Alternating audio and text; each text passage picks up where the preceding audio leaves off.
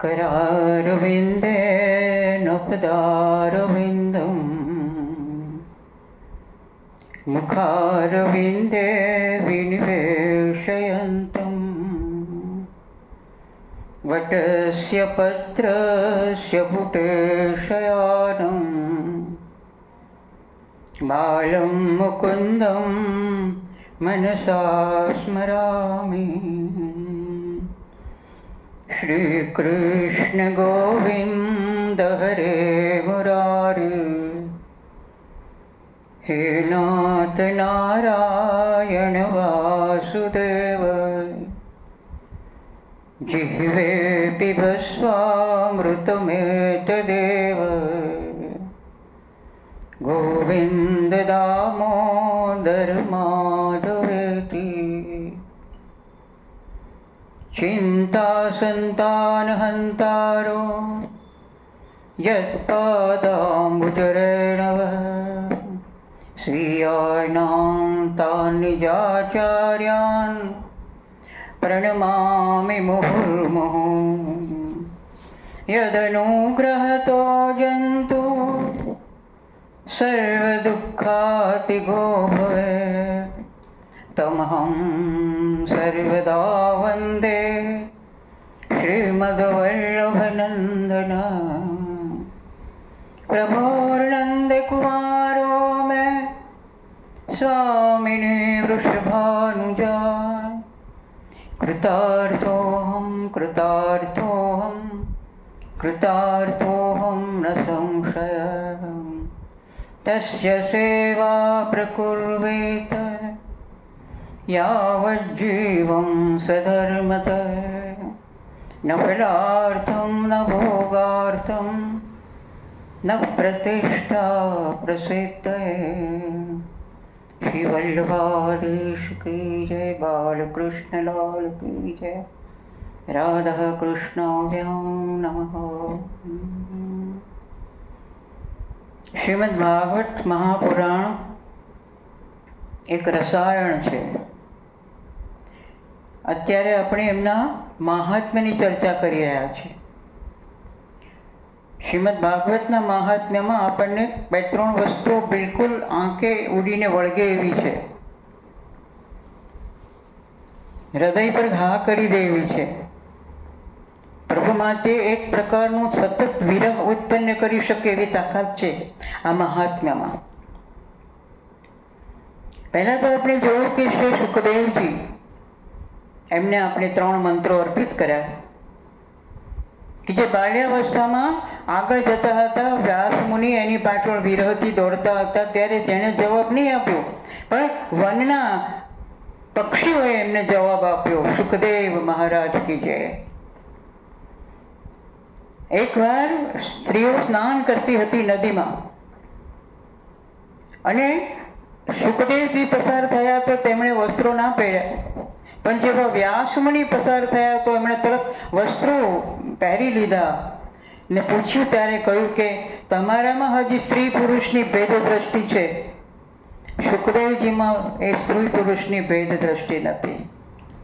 અને ત્રીજી વાત આપણે એ જોઈ કે જ્યારે સુખદેવજી પરીક્ષિતને શ્રીમદ ભાગવત કથાનું રસપાન કરાવવા માટે બિરાજમાન થયા, ત્યારે દેવો આવ્યા. દેવોએ કીધું કે અમે તમને અમૃત આપીએ, જે અમૃતથી પરીક્ષિત એ અમર થઈ જાય, એ મૃત્યુ ના પામે, અને અમે ભાગવત કથાનો એનો રસ, એનો અમૃતનું પાન કરીએ. સુખદેવજીએ કીધું કે તમે એના અધિકારી નથી, માટે એમણે નહીં અમૃત લીધું કે નહીં એમને કથામૃત આપ્યું. આટલા સ્પષ્ટ હતા, નિરપેક્ષ હતા સુખદેવજી. દેવોને પણ આ કથા રસનું પાન કરવા ના મળ્યું. કથા મહાત્મ્યમાં બીજી વાત આવે છે નારદજીની, અને ત્રીજી વાત જે અગત્યની આવે છે એ આત્મદેવ બ્રાહ્મણની. પહેલાં આપણે નારદજીની વાત સાંભળી લઈએ.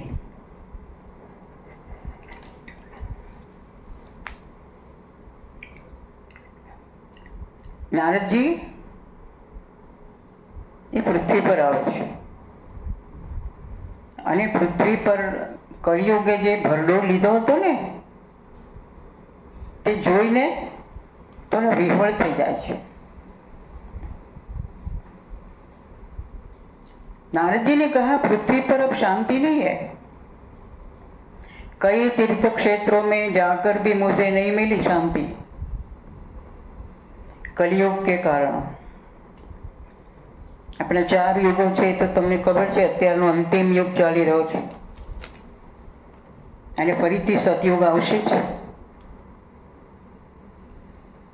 હું તો ત્યાં સુધી કહું છું કે જ્યારે મેડમ બ્લેવટ્સ્કીએ થિયોસોફિકલ સોસાયટીના ગ્રંથમાં ધ સિક્રેટ ડોક્ટ્રીનમાં જે ભવિષ્યની માનવજાતિનું વર્ણન કર્યું છે તે, અને શ્રી અરવિંદે પણ જે સુપ્રામેન્ટલ યોગ આવીને ભવિષ્ય કેવું હશે તેનું વર્ણન કર્યું છે તે,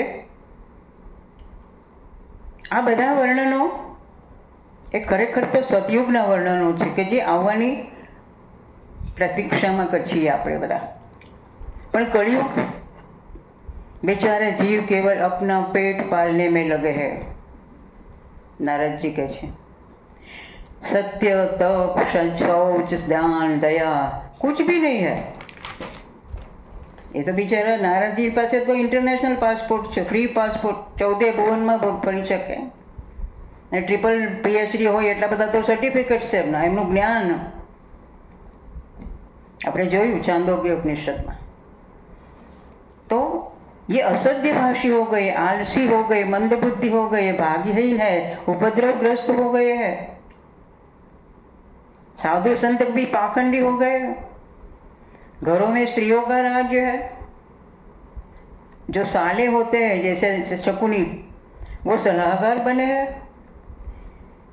लोभ से लोग कन्या विक्रय भी कर रहे हैं, कन्या को बेच रहे.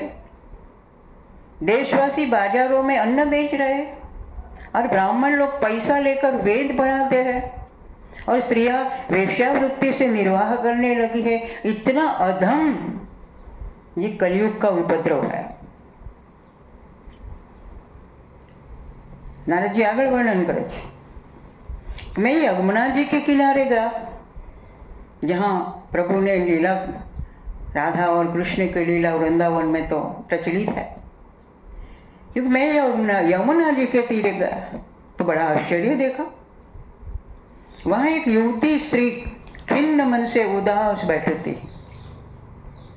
उसके पास 2 वृद्ध पुरुष थे, अचेत अवस्था में थे.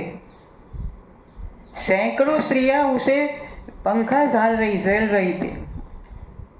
सैकड़ों स्त्रियां कौन थी? सब नदियां थी जो भक्ति की सेवा में आई थी. और जो स्त्री खिन्न अवस्था में बैठी थी वो कौन थी? भक्ति थी. और उसके 2 पुत्र थे, ज्ञान और वैराग्य. पर ज्ञान और वैराग्य की यहाँ कोई कीमत नहीं थी, इसलिए वो बेचारे वृद्ध अचेत अवस्था में पड़े थे. तो जब नारद जी को देखा तो भक्ति खड़ी हो गई. देवर्षि मेरे प्रणाम, मेरी बात सुनो, मेरी कथा सुनो, मेरी व्यथा सुनो, बोलो. तो कहती है मैं द्रविड़ देश में उत्पन्न हुई, साउथ में. भक्ति कहे कि हूँ साउथ में उत्पन्न थी, कर्नाटक में बढ़ी, कर्नाटक में मेरी वृद्धि हुई, कहीं कहीं महाराष्ट्र में सम्मानित हुई. महाराष्ट्र के लोग कई जगह पे बहुत भक्तिवान होते, महाराष्ट्र में कई जगह सम्मानित हुई. किंतु गुजरात में मुझको बुढ़ापा ने घेर लिया. ગુજરાતીઓ માટે આ બહુ મોટો તમાચો છે કે ભક્તિ કહે છે કે હું ગુજરાતમાં આવીને બિલકુલ વૃદ્ધ થઈ ગઈ. કારણ કે ગુજરાતીઓને ભક્તિ સાથે કોઈ લેવા દેવા નથી. મંદિરોમાં જાય છે અને પ્રસાદ ચડાવે છે અને હુંજો બોલાવે છે, બધું બરાબર. પણ અંતરની જે ભક્તિ જોઈએ એ ભક્તિને ખુદ ગુજરાતમાં ના દેખાય. શ્રી અરવિંદને પણ કોઈએ પૂછ્યું હતું કે બધા યોગીઓ તો હિમાલયમાં જ જતા હોય, તમે કેમ અહીંયા દક્ષિણમાં આવ્યા? તેમણે આ જ કીધું કે દક્ષિણમાં ભક્તિનું જે ક્વોન્ટમ ફોર્સ છે એ જબરદસ્ત છે. સાઉથમાં જે ભક્તિનો જે એનું બળ છે, પરમાત્માના પ્રકાશને ખેંચવાનું ક્વોન્ટમ ફોર્સ છે, એ ક્યાં છે? કોઈ સાઉથમાં છે, દક્ષિણમાં છે. आगे जाइए। नारद जी प्रत्येक तीर्थ में जाकर भक्ति का दुख मिटाने के लिए मुनीश्वरों को पूछने लगे। कई लोगों को पूछा, आकाशवाणी भी हुई, पर आकाशवाणी ने ये स्पष्ट नहीं बोला कि ये कौन सा साधन है जिससे ये भक्ति का दुख चला जाए। कोई निश्चित उपाय नहीं मिला। नारद जी कहते थे तो लोग ने भी वो ही बोले कि जब वेद ध्वनि, वेदांत घोष और गीता पाठ करने से भी भक्ति, ज्ञान और वैराग्य और नहीं जगा पाए तो हताश होकर नारद जी कहाँ चले गए? बद्रीवन में गए। बद्रीवन में जहाँ नर नारायण की तपश्चर्या का ये बहुत जबरदस्त ऐसी जगह है। बद्रीवन में जाकर उन्होंने निश्चय किया कि मैं तप करूंगा, पर जानूंगा कि भक्ति का ये दुख कैसे मिटे। इसी समय करोड़ों सूर्यों के समान तेजस्वी सनकादि मुनीश्वर दिखाई दिए। सनक, सनंदन, चार जो छोटे छोटे बच्चों के स्वरूप में है सनंदन, तो ये सनकादि दिखाए गए। और सनकादि कैसे थे? करोड़ों सूर्यों के समान तेजस्वी थे, ब्रह्म तेज थे उनके ललाट पे। उन्होंने कहा, सिंह की गर्जना सुनकर जैसे भेड़िए भाग जाते हैं ना, उसी प्रकार श्रीमद् भागवत की ध्वनि से कलयुग के सारे दोष नष्ट हो जाएंगे। तो सनत कुमार निवाणी છે, આપણા જેવા સામાન્ય માણસે તો એને શિરોધાર્ય કરવી જોઈએ। નારદજીને કહે છે કે જેમ એક સિંહની ત્રાળ પડે અને બધા ઘેટા આજુબાજુ થઈ જાય તેમ શ્રીમદ્ ભાગવતનો ये महिमा છે। सनकादि ने कहा, श्रीमद् भागवत की कथा वेद और उपनिषदों के सार से बनी है। सर्वोपनिषदो गावो दुग्धा गोपाल नंदन। બધા ઉપનિષદોનો સાર, બધા વેદોનો સાર એ શેમાં છે? ગીતા એ શેનો સાર છે? ગીતાનો પણ સાર। और उनकी फलरूपा होने के कारण वह बड़ी उत्तम है। બધાનો સાર એ શ્રીમદ્ ભાગવતમાં સમાયેલો છે, માટે એ સર્વોત્તમ છે। એવું કોણે કીધું? સનકાદિએ કીધું। जैसे रस वृक्ष की जड़ से लेकर शाखा पर्यंत होता है, उसका आस्वादन तभी प्रिय लगता है जब फल के रूप में आ जाए। वृक्ष में फल मिलता है, पर उसके पहले पूरा रूट से लेकर, मूल से लेकर ऊपर तक वो रस तो फैला हुआ होता है, पर वो रस का आस्वादन तभी हो सकता है जब हम फल खाएं। उसी वृक्ष का फल खाते हैं तो इसमें जो रस होता है, आस्वादन होता है, आस्वादन होता है, वो पूरे वृक्ष में नहीं होता है। दूध में जैसे घी रहता है, परंतु जब उससे अलग हो जाता है तब देवताओं के लिए भी स्वादवर्धक हो जाता है। सनत कुमार के दूध एकલું પીએ અને દૂધમાંથી છાશ ને બધું બનાવીને જે ઘી બનાવીએ તો દેવતાઓને પણ એમાં રસ પડે એ ખાવામાં।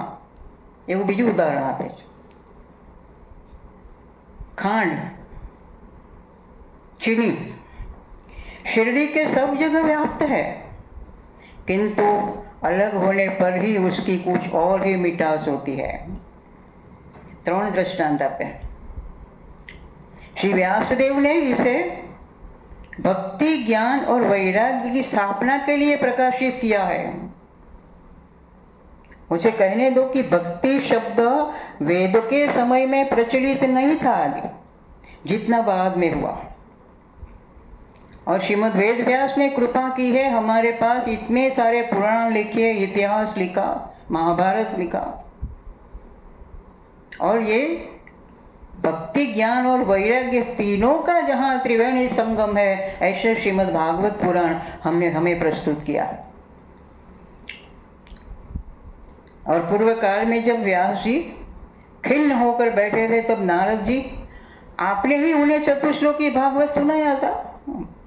इतना सारा प्रकाशन करने के बाद भी, इतने पुराण लिखे, इतिहास लिखा, ब्रह्मसूत्र लिखे, इसके बाद भी एक बार व्यास जी खिन्न हृदय लेकर बैठे थे। उसी वक्त नारद जी वहाँ पधारे और सनत कुमार कहते हैं, नारद जी आपने तो चतुश्लोकी भागवत श्री वेद व्यास को सुनाया था, इसके बाद तो उन्होंने भागवत लिखा। तो ये चतुश्लोकी भागवत किसने सुनाया था? नारद जी ने श्रीमद् वेद व्यास को सुनाया था।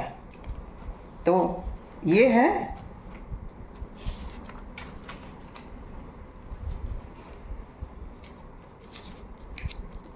श्रीमद् भागवत के महात्म्य में ये जो एक दो हमेशा स्मृति में रखने लेने वाली बात है, वो हमने सोचा देखा। और फिर अगले एपिसोड में हम देखेंगे कि नारद जी कैसे आसनस्थ होते हैं, कैसे कथा की श्रीमद् भागवत कथा का अनुष्ठान होता है, और कैसे भक्ति देवी और ज्ञान और वैराग्य उनका भी उत्थान होता है, वो हम अगले प्रकरण में देखें। अस्तु। ओम कृष्णाय वासुदेवाय हरये परमात्मने प्रणतः क्लेशनाशाय गोविन्दाय नमो नमः। ओम।